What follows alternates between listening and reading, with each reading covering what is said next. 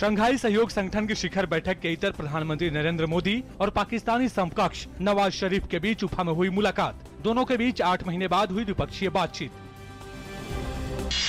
6 सदस्यीय शंघाई सहयोग संगठन की शिखर बैठक की आज दोपहर में होगी शुरुआत। भारत इस संगठन का पूर्णकालिक सदस्य बनने की ओर अग्रसर।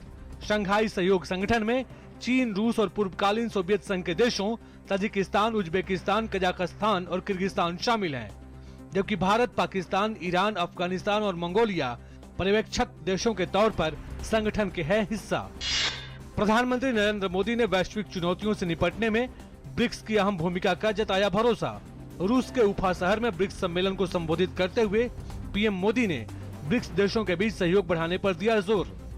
ब्रिक्स कृषि अनुसंधान केंद्र, डिजिटल पहल, ब्रिक्स शहरों के बीच सहयोग सहित भविष्य के लिए सुझाए 10 कदम।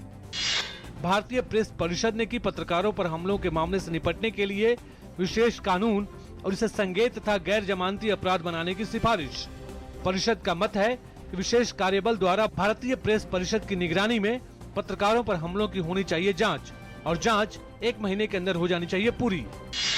इसरो ने अपने सबसे बड़े वाणिज्यिक प्रक्षेपण की पूरी की तैयारी। 5 विदेशी उपग्रहों के साथ PSLV C-28 रॉकेट आज श्रीहरिकोटा में सतीश धवन अंतरिक्ष केंद्र से रात 9:58 पर छोड़ा जाएगा। इसरो का यह सबसे भारी वाणिज्यिक मिशन है, जिसमें 1400 किलोग्राम से अधिक वजन के उपग्रह एक साथ भेजे जाएंगे। PSLV का यह 30वां प्रक्षेपण है। PSLV ने अब तक 38 छोटे और 2 बड़े विदेशी उपग्रहों का सफल प्रक्षेपण किया है। प्रवर्तन निदेशालय ने ओडिशा और 2 अन्य राज्यों में 2000 करोड़ रुपए के अवैध लौह अयस्क खनन घोटाले मामले में मनी लॉन्ड्रिंग की अपनी जांच के सिलसिले में एक साथ छापेमारी की। जांच एजेंसी ने कम से कम 15 स्थानों पर छापेमारी की, जिसमें भुवनेश्वर, क्योंझर, राउरकेला सहित कोलकाता और तमिलनाडु का सलेम एवं कोयम्बटूर शामिल है।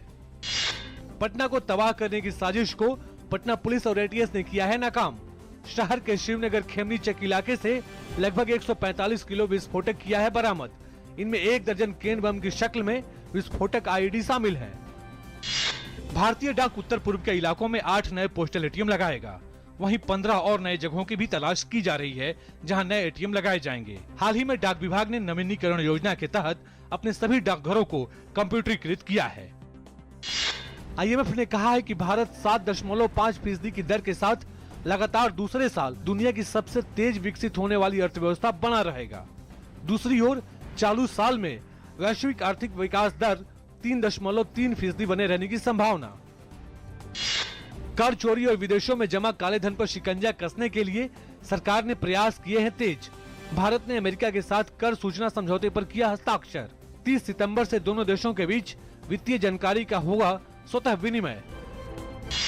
संयुक्त राष्ट्र ने यमन में शुक्रवार से मानवीय आधार पर संघर्ष विराम की घोषणा की है। यह संघर्ष विराम रमजान का महीना खत्म होने तक यानी कि 17 जुलाई तक चलेगा। संयुक्त राष्ट्र महासचिव बान की मून ने सभी दलों का आह्वान किया है कि वे इस युद्ध विराम का आदर करें और आम यमन नागरिकों तक सहायता पहुंचने दें।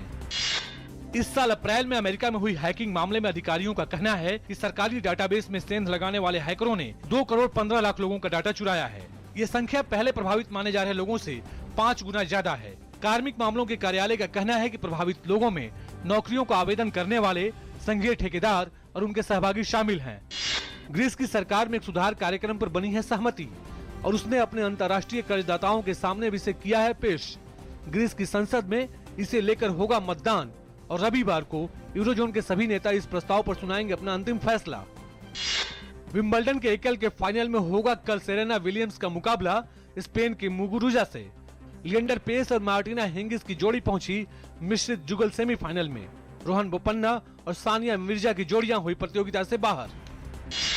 अजिंक्य रहाणे की अगुवाई में युवा भारतीय टीम की आज 3 एकदिवसीय मैचों की श्रृंखला के पहले मैच में जिम्बाब्वे से हो रही है भिड़ंत। ICC रैंकिंग में दूसरे स्थान पर काबिज रहने के लिए भारत को तीनों ही मैच जीतने होंगे।